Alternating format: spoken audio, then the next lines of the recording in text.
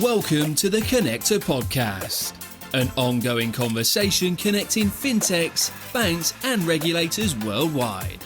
Join CEO and founder Koen Vanderhoydonk as you learn more about the latest available trends and solutions in the market.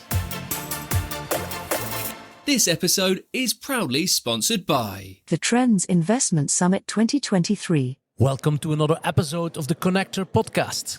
And again, streaming live from the Investment Summit here in Brussels, Zaventem Airport. And I have another guest with me. Nairi, where are you from? Hello, Koen. I'm Nairi. I'm from Luxembourg. From Luxembourg. And now you represent LuxFlag. Yes. What is LuxFlag? LuxFlag. LuxFlag is a sustainable finance labeling agency. We have different types of labels. We have our impact labels and our sustainability transition labels. We currently have 341 labeled financial products and 183 billion assets under management. Wow, that are nice figures. Yes. Well, can you explain a little bit maybe what are the differences between both labels? Because you said you had two types of labels. What does that mean? Yes. So our impact labels are really for clients that already have, their ESG strategy defined. They're really going for that strong kind of impact. Whereas our ESG labels are more for clients that are on their sustainability transition label. Because our goal is really to promote sustainable finance, but also aid our asset managers in their journey, in their sustainability transition journey. And there's a couple of clues, right? Because you say LuxFlag and you say asset managers, then immediately everyone says Luxembourg. But does that mean you're only in the Luxembourgish market or are you more global? No, so that's a good question, Koen. So Luxembourg... LuxFlag is international, actually. We operate right now in 17 different countries, and we do aim to extend. So Luxembourg is not the base. Of course, we are.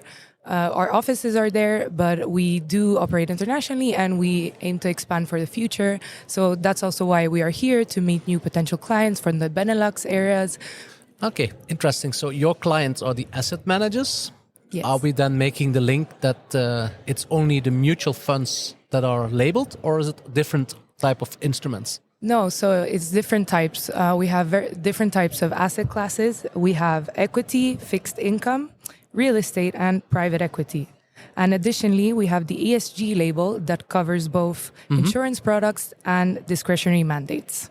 Wow, so you also label a full discretionary mandate? Yes, we do. That was our newest label, actually. How do I have to compare your label with, for example, the more common Article 8 and Article 9 label? Yes, so all of our labels are aligned with the SFDR Article 8 and 9 because it's very important to, follow these jurisdictions. But we like to say that LuxFlag goes a step further. It allows clients to showcase their ESG strategy, and it is also a tool for them to showcase their sustainable finance transition. And it really gives that added value and shows the transparency of that fund, of that labeled fund. And can you maybe make it even more crisper? So, I mean, a fund is labeled by SFDR.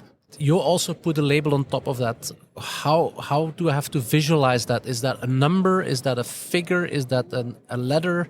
How does the labeling work? So we have quite a thorough process to get the label. We operate on a quarterly basis. And basically what we do is we review the strategy and the criteria used and also the portfolio. It's very important because the portfolio, we check if it is in line with the company's strategy, but also if it is in line with the LuxFlag criteria and our own exclusion policy. So, talking about the process, we have, first of all, a review internally.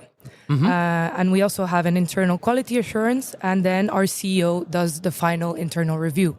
After this internal review, the funds are presented to the eligibility committees that give their recommendations to the board.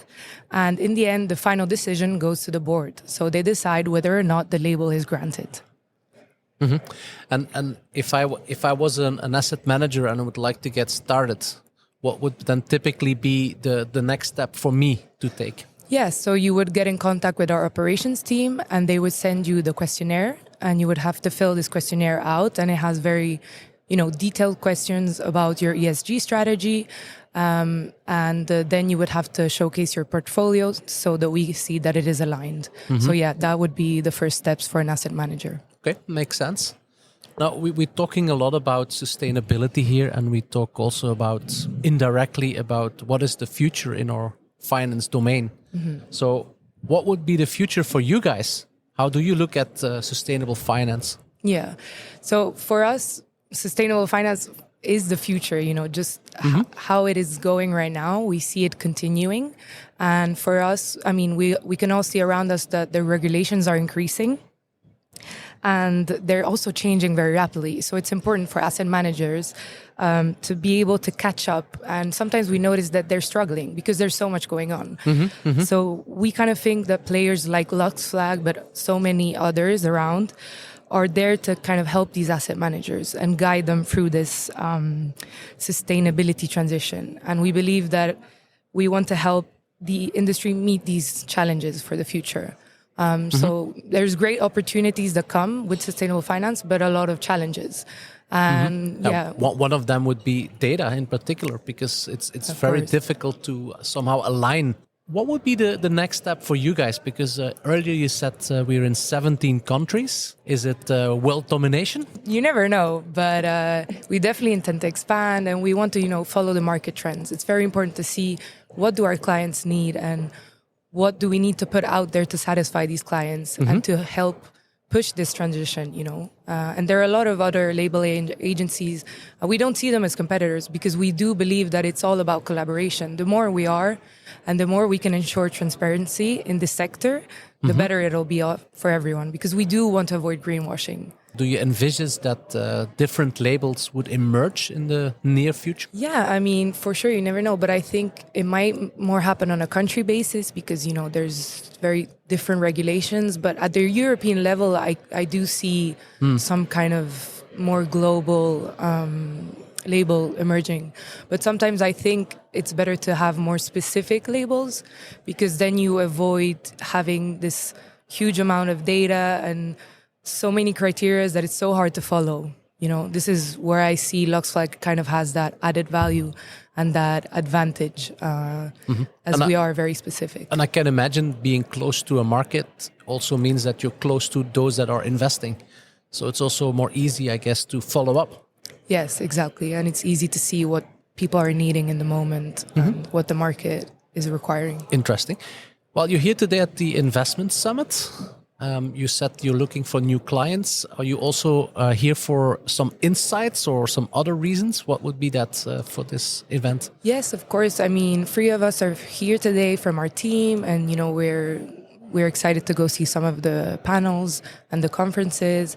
But it is also to connect and to talk about LuxFlag, because unfortunately, some people don't know about us, and I think it's good to get out there and expand our clientele in Benelux, but also learn about these new trends, because these are the type of conference that people talk about the relevant things. So it's very important. Yeah, and that's one of the main reasons why I'm happy to have you in our podcast.